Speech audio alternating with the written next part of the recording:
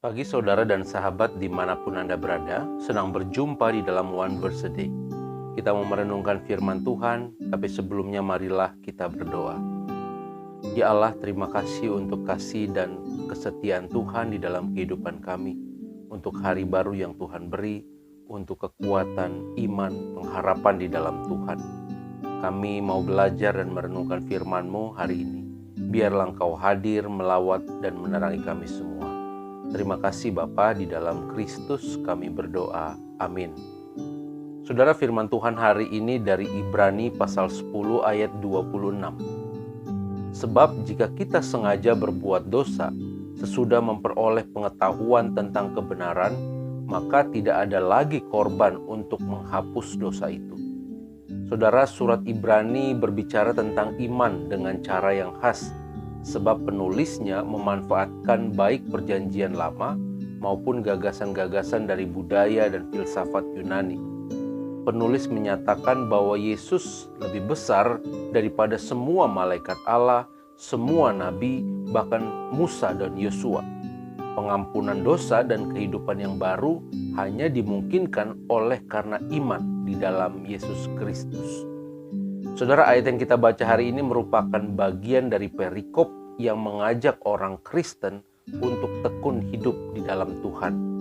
Orang yang sudah dibenarkan dalam Kristus jangan lagi hidup dikuasai dosa. Orang tersebut jangan lagi mengarahkan hati dan pikirannya untuk hal-hal yang bertentangan serta semakin menjauhkannya dari firman Tuhan. Ayat tadi berkata, sebab jika kita sengaja berbuat dosa, sesudah memperoleh pengetahuan tentang kebenaran, maka tidak ada lagi korban untuk menghapus dosa itu.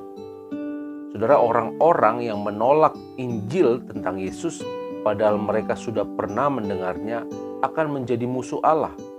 Mereka akan diperhadapkan dengan penghakiman Allah dan dijatuhi hukuman yang berat. Dalam perjanjian baru, tempat penghakiman terhadap orang jahat dilukiskan sebagai tempat penyiksaan yang mengerikan. Saudara, dalam tradisi perjanjian lama saja, jika ada orang yang menolak hukum Musa, ia dihukum mati tanpa belas kasihan atas keterangan 2 atau 3 orang saksi. Lebih berat lagi, hukuman yang akan dijatuhkan atas orang-orang yang menginjak-injak anak Allah, yang menganggap najis darah perjanjian yang menguduskannya, dan yang menghina roh kasih karunia. Firman Tuhan berkata, pembalasan adalah hakku, akulah yang akan menuntut pembalasan. Tuhan akan menghakimi umatnya. Sahabat, untuk orang-orang berdosa, Kristus mati hanya sekali dan untuk selama-lamanya. Karena begitu besar kasih Allah akan dunia ini, sehingga ia telah mengaruniakan anaknya yang tunggal, supaya setiap orang yang percaya kepadanya tidak binasa, melainkan beroleh hidup yang kekal. Di dalam dan melalui kematian Kristus, orang percaya dituntun kepada kebenaran dan hidup yang kekal. Saudara, firman Tuhan hari ini mengingatkan kita untuk tidak menyia-nyiakan anugerah Tuhan. Sangatlah baik agar kita tetap tekun menjaga kehidupan kita selama di dunia ini. Karena segala sesuatu pada akhirnya akan kita pertanggungjawabkan, saudara.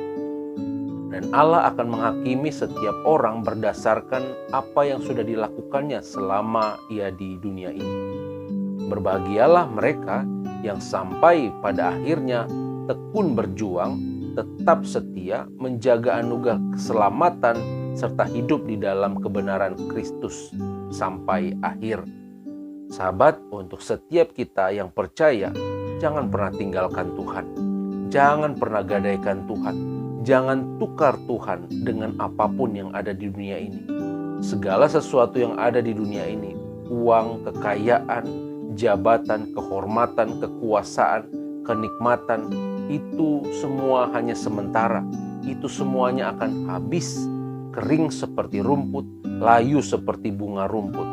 Akan tetapi, Kristus akan tetap selama-lamanya. Carilah Tuhan, maka kita akan selamat. Kiranya Roh Kudus menuntun dan memampukan kita di dalam mengerjakan panggilan keselamatan ini. Amin. Mari kita berdoa. Ya Tuhan, kami sungguh bersyukur untuk firman Tuhan yang boleh kami dengar dan kami renungkan. Kami diingatkan hari ini untuk kami tekun menjaga iman percaya kami di dalam Kristus. Tekun untuk mengarahkan hidup, hati, dan pikiran kami di dalam kebenaran yang sudah kami ketahui. Biarlah hidup kami senantiasa berjalan di dalam jalan Tuhan dan mengikuti, melakukan segala kehendak Tuhan. Terima kasih Bapa. Roh Kudus mampukan kami semua di dalam memenuhi panggilan ini. Dalam Kristus kami berdoa. Amin. Tuhan memberkati kita semua, saudara.